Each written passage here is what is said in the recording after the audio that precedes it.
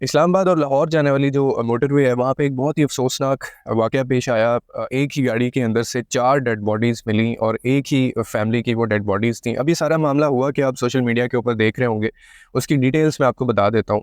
Security एहलकारों को जो rescue एहलकार होते हैं 1122 को एक कॉल आती है किसी शख्स की तरफ से जिसकी तरफ से ये बताया जाता है उनको कि मोटरवे जो इस्लामाबाद और लाहौर की तरफ जाने वाली मोटरवे है, भेरा और सालम के दरमियान में ये कोई जगह थी। वहाँ पे एक मशकूक गाड़ी खड़ी नज़र आती है और वो बंदा फ़ोन करके कहता है कि ये गाड़ी जो है ये काफ़ी देर से यहाँ पे खड़ी है। और चेक करने के ऊपर ये भी मालूम होता है कि इस गाड़ी के अंदर 4 अफराद बैठे हुए हैं और एक ड्राइवर मौजूद है और बहुत ज़्यादा टाइम हो गया है ये गाड़ी रात के टाइम यहाँ पे खड़ी है। और वैसे भी इतनी देर गाड़ी कहीं पे आपको नज़र आए तो वो वैसे भी सेफ़ नहीं होता। फिर उस गाड़ी में से ना कोई बंदा बाहर निकल रहा है, ना कोई बंदा हिल रहा है, तो ये उससे भी ज़्यादा एम्बिग्यूअस हो जाता है। तो ख़ैर वो शख्स की तरफ से इत्तला दी जाती है और कहा जाता है कि ये काफ़ी देर से यहाँ पे गाड़ी खड़ी हुई है, मशकूक है, आके इसको चेक करें कि क्या वजह है, आखिर इन्होंने कहाँ जाना है या ये कहाँ से आए हैं और क्या एक्टिविटीज़ हो रही हैं गाड़ी के अंदर। सिक्योरिटी एहलकार आते हैं, जो फोर्सेज़ हैं वो वहाँ पे आती हैं, 1122 को भी एहतियातन वहाँ पे बुला लिया जाता है। जब वो टीम आती है और वो चेक करते हैं तो गाड़ी के अंदर 4 अफराद पीछे बैठे होते हैं, 3 अफराद पीछे बैठे होते हैं, एक जो है वो गाड़ी ड्राइविंग सीट के साथ बैठा होता है और एक ड्राइवर भी उसमें मौजूद होता है। इनमें से कोई भी हिल नहीं रहा होता। वो दरवाज़ा खोलने की कोशिश की जाती है और उनको बुलाने की कोशिश की जाती है, लेकिन ऐसा महसूस होता है कि जैसे इनमें से या तो ये लोग सोए हुए हैं या फिर इन लोगों को पता नहीं चल रहा। फैसला किया जाता है कि इस गाड़ी का शीशा तोड़ दिया जाए और तोड़ के एक दरवाज़ा खोल के फिर इनको चेक किया जाए। गाड़ी का शीशा तोड़ा जाता है और गाड़ी का शीशा तोड़ने के बाद दरवाज़ा खोल के ये मालूम होता है कि पीछे जो है एक एक बच्चा भी मौजूद था। तकरीबन 15 साल या 10 साल उसकी उम्र बताई जा रही है। एक 55 साला खातून मौजूद हैं, 35 साला एक खातून उसमें मौजूद होती हैं और एक तकरीबन 40 या 35 साल का एक जो साथ में आदमी भी जो ड्राइविंग सीट के साथ बैठा होता है। अब जब चेक किया जाता है तो जो ड्राइवर के अलावा जितने भी अफराद गाड़ी के अंदर मौजूद होते हैं वो सारे के सारे एक्सपायर होते हैं, किसी की भी सांस नहीं चल रही होती और वो इस दुनिया से जा चुके होते हैं। जब ड्राइवर को चेक किया जाता है तो वो थोड़ा-सा बेहोशी की हालत में होता है, थोड़ा-सा हिलना शुरू कीता है वो थोड़ा-सा हिलना शुरू करता है वो। उसके बाद ड्राइवर को भेरा की एक हॉस्पिटल के अंदर वहाँ पे लेके जाया जाता है क्योंकि उसकी हालत भी ख़राब होती है। वहाँ पे क्योंकि इतनी फैसिलिटीज़ नहीं है तो उसको बाद में भलवाल शिफ्ट किया जाता है और अब तक की इतलात के मुताबिक ये है कि वो ड्राइवर अब जो है वो उसकी जान खतरे से बाहर है। अब उसको लाहौर शिफ्ट कर दिया गया है, लेकिन जो बाकी लोग पीछे गाड़ी में मौजूद थे वो अपनी जान की बाजी हार गए हैं। अब वजह इसकी क्या हुई, ऐसा क्या हुआ? तो जब चेक किया जाता है, उनका सामान देखा जाता है, तो उनके बैग में से उन्होंने जहाँ से भेरा और सालम के नज़दीक कोई जगह है, वहाँ पे मोटरवे के ऊपर ही उन्होंने कुछ चीज़ें ली वहाँ से, किसी दुकान से या किसी भी वहाँ पे कोई बना होगा ऐसा चीज़। तो जो चीज़ें उन्होंने वहाँ से ली थी, उनके अंदर से जूसेस के जो डब्बे निकलते हैं और जो खाने-पीने की चीज़ें होती हैं, वो एक्सपायर होती हैं। उनको भी अपनी तहवील ले उनको भी अपनी कस्टडी में ले लिया है पुलिस ने। इसके अलावा उनके स्टमक टेस्ट के लिए वो भी लेबॉर्ट्री में भिजवा दिए गए हैं और अभी तक बज़ाहिर यही लग रहा है कि इन्होंने वहाँ से कोई चीज़ खाई है, वो जो जूस इन्होंने पिए हैं वो एक्सपायर थे और वो बाकायदा एक्सपायर होने की वजह से वो ज़हर बन चुके थे, ज़हर आलूद मवाद हो जाता है इसके अंदर। फिर वो उन्होंने पिया, खाया, जिसकी वजह से क्योंकि वो सब नहीं पिया होगा और वो उन सब को वो इफ़ेक्ट कर गया या रिएक्ट कर गया।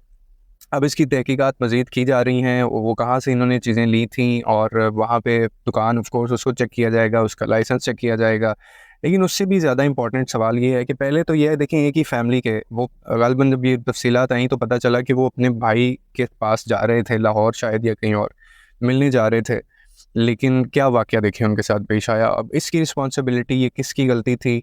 हमेशा की तरह हम लोग विक्टिम्स के ऊपर ही आ जाके बात यही आएगी कि जी इन्होंने ये जूस पिया क्यों, इन्होंने ये चीज़ें खाई क्यों?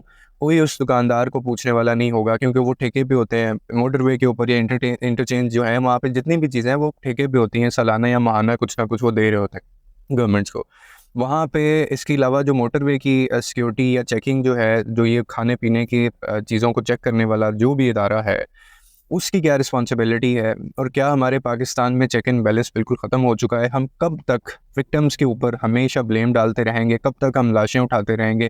कब तक हम ऐसी ख़बरों के ऊपर अफ़सोस करते रहेंगे और मातम करते रहेंगे? अब तो आए दिन कोई ना कोई ऐसे वाक़यात हो रहे हैं और किसी को कोई पूछने वाला नहीं है। इस केस के अंदर भी क्या होगा कि तहकीकात की जाएँगी या बेचारा वो जो गरीब आदमी होगा, ऑफ़ कोर्स उसकी गलती है। उसकी गलती है कि उसने ऐसी चीज़ें क्यों रखी, चेक एंड बैलेंस। लेकिन उससे भी पहले एक चीज़ है कि चेक एंड बैलेंस क्यों नहीं किया जाता? ये बहुत सीरियस चीज़ है कि आप एक मुल्क के अंदर, यानी आपको पता ही नहीं, इसका मतलब आप कहीं पे दवाई लेने जाते हैं, आप किसी भी यहाँ पे फार्मेसी में जाते हैं, आप वहाँ पे अगर नहीं देखता कोई बंदा कि यार ये चीज़ एक्सपायर है या नहीं है, तो आप उठा के वहाँ से ले आते हैं। लेकिन उससे पहले, आपसे पहले या दुकानदार से पहले ये किसकी रिस्पॉन्सिबिलिटी है? हर बंदा पाकिस्तान में बेईमान हो चुका है, हर बंदा पाकिस्तान में अगले बंदे को पागल समझ रहा है। ये इदारे, ये गवर्नमेंट और ये जो भी मशीनरी गवर्नमेंट की काम कर रही है, इवन के लोग, वो सारे के सारे एक दूसरे को पागल बना रहे हैं। जान की, इंसानी जान की कोई अहमियत, कोई कीमत रही नहीं है पाकिस्तान के अंदर। अब ये तो वो बात कहते हैं ना कि जिसके बिछड़े हैं, जिसके गए हैं, उसी को अंदाज़ा होगा, उसी को पता होगा। आप और मैं तो सिर्फ बात कर रहा हूँ, मैं आपको बता रहा हूँ। मैं वो तकलीफ़ तो नहीं महसूस कर सकता, आप सुन रहे हैं।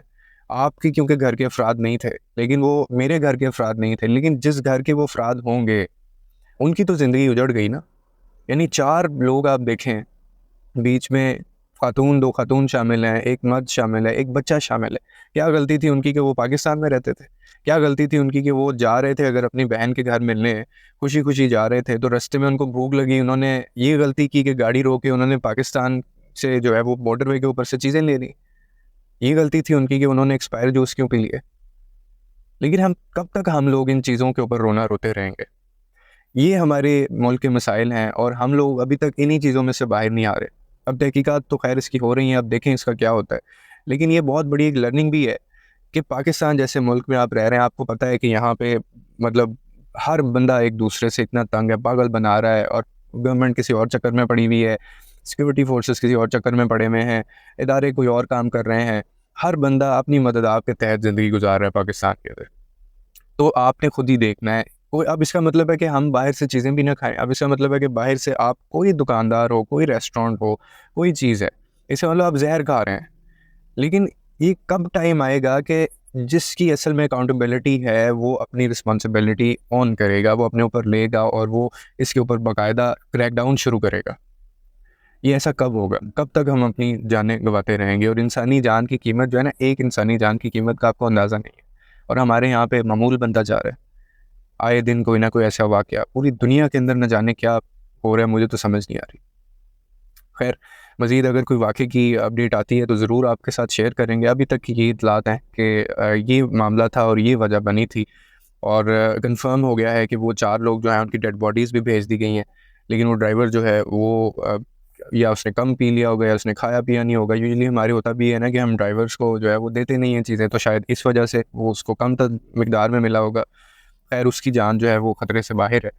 अल्लाह ताला उनके अहल खाना को सब्र अता फ़रमाए, और पाकिस्तान में रहने वाले जितने लोग हैं, अल्लाह ताला हम सब की फ़ैमिलीज़ को, हमारा अहल खाना जो है उसको हिफ्ज़ ईमान में रखे। और दुआ है कि अल्लाह ताला इनके जो भी अहल खाना, इनके बच्चे होंगे, इनके बड़े होंगे, अल्लाह ताला बस उनको सब्र से काम लेने की तौफ़ीक अता फ़रमाए। आपकी क्या राय है? आप कमेंट सेक्शन के अंदर बता सकते हैं। मज़ीद अपडेट्स के लिए दोबारा मिलते हैं। अल्लाह हाफ़िज़।